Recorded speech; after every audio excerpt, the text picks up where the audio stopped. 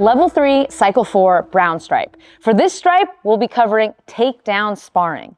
So we're taking what we learned from our blue stripe and our green stripe of this cycle, which was our 2 different takedowns and the takedown counters, and now we're just doing some sparring rounds only using those techniques.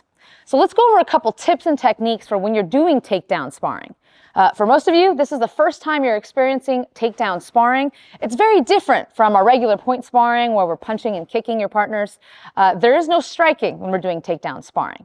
One of the most important things that I want you guys to remember though, whenever you're trying to get in a takedown, you have to make sure you're closing the distance. You're creating a really very limited space in between you and your partner.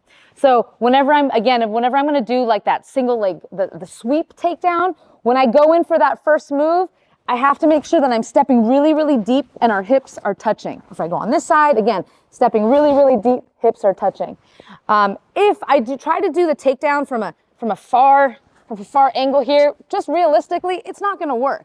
So you might notice that whenever you tend to reach like this, it's not going to happen because my partner has a really good stable base. So I need to make sure whatever takedown you're doing, even on the single leg takedown, when I go in for this leg, I need to stay as tight as possible, no space here. If I'm trying to grab the leg from out here, oh man, we're just going to be fighting for this leg and hopping around. So make sure that, number one, you're keeping a really close distance between your partner. Now, when you're doing takedown sparring, the intensity is going to be up a little bit, right? Because now we're doing resistance. You're trying to get your partner down. Your partner is trying to take you down. So it's really important that you maintain and have the proper safety equipment, like a mouth guard.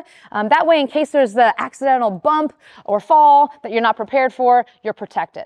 Speaking of falls, there's a proper way to fall. So if I take down my partner, and if I'm doing the sweep takedown here, when he falls, he wants to make sure that he's breaking his fall with that hand, similar to how we did the falls and rolls when we learned those previously.